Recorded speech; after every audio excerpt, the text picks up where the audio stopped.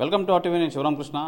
విశాఖ సముద్ర తీరానికి ఏమైంది, ఎందుకు ఇలా రంగులు మారుస్తుంది, ఇది దేనికి సంకేతంగా దారితీస్తుంది అనే విషయంపై మనం Andhra university geology professor Yugandhar Rao గారు మనతో పాటు ఉన్నారు. సార్ నమస్తే సార్.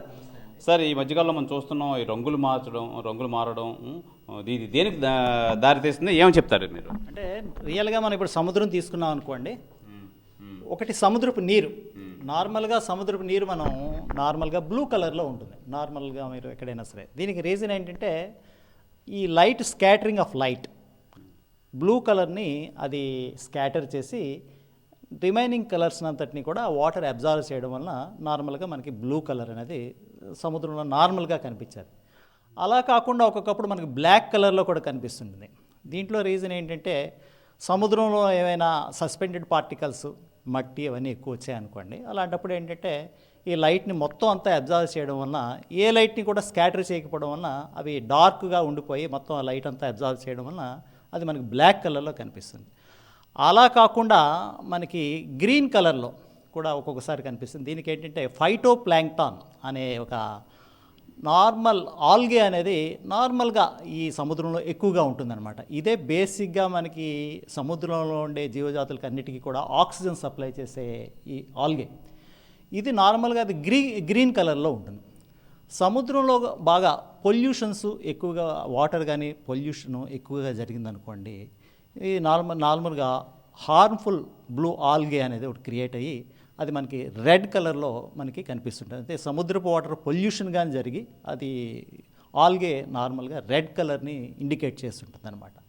ఇవి నార్మల్గా సీ వాటర్లో ఉండే కలర్ చేంజెస్. అది కాకుండా లోకల్గా ఏవైనా క్రీక్స్ కానీ లేకపోతే రివర్ సిస్టమ్స్ కానీ పెద్ద పెద్ద వర్షాలు జరుగుతున్నప్పుడు ఆ మీద నుంచి ఎక్కడైనా వాటర్స్ వచ్చాయనుకోండి, స్లైట్గా లోకలైజ్డ్గా కలర్ చేంజెస్ జరగచ్చు. అదర్వైజ్ బేసిక్గా ఈ 4 కలర్స్ ఇంతకుముందు చెప్పినట్లుగా బ్లూ కలర్ కానీ, బ్లాక్ కలర్ కానీ, గ్రీన్ కలర్ కానీ, రెడ్ కలర్ కానీ ఇవి జరుగుతుంది.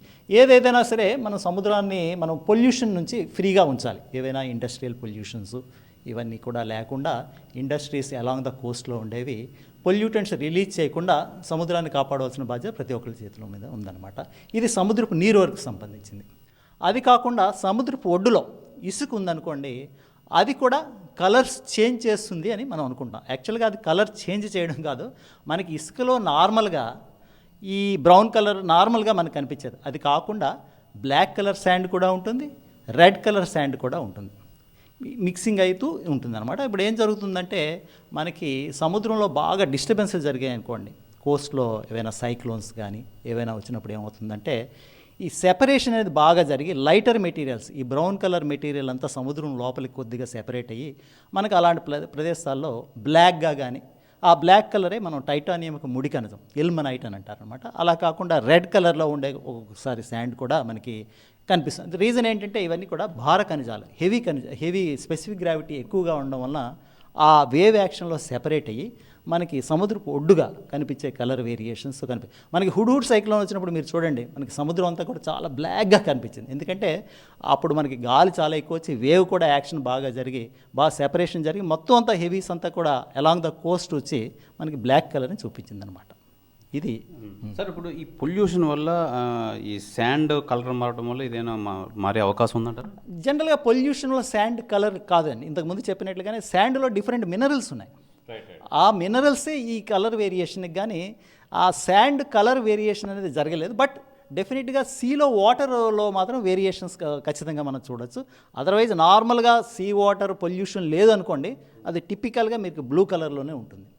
ఏమాత్రం పొల్యూషన్ ఉంటే అదే ఫైటోప్లాంక్టాన్స్ ఉన్నాయనుకోండి, అది గ్రీన్ కలర్లోని, అది కూడా పొల్యూషన్ మాత్రం ఇండికేషను రెడ్ కలర్లో మనకి కొంత చూపిస్తుంటుంది. అది కూడా ఆల్గే గ్రోత్ వలన అది మనకి వస్తుంది. సరే, ఈ భార ఖనిజాల వల్ల ఈ 4 రంగులు మిక్స్ అయ్యి ఉంటాయి మొత్తం సముద్రపు ఒడ్డున. ఇది ఎంత మాట్లాడుతున్నా ఒడ్డున, బికాజ్ శాండ్ కోసం మాట్లాడుతుంది ఈ భార ఖనిజాలు. అది కాకుండా సముద్రపు నీటి కోసం మాట్లాడుతున్నది అదనమాట. ఏది ఈ పొల్యూషన్స్ ఏవైనా వచ్చినప్పుడు ఈ ఆల్గే గ్రోత్లో వేరియేషన్స్ ఉన్నప్పుడు కానీ అవి వేరియేషన్ ఉంటుంది. అదర్వైజ్ నార్మల్గా సముద్రం అనేది బ్లూ కలర్ ఉంటుంది. రైట్.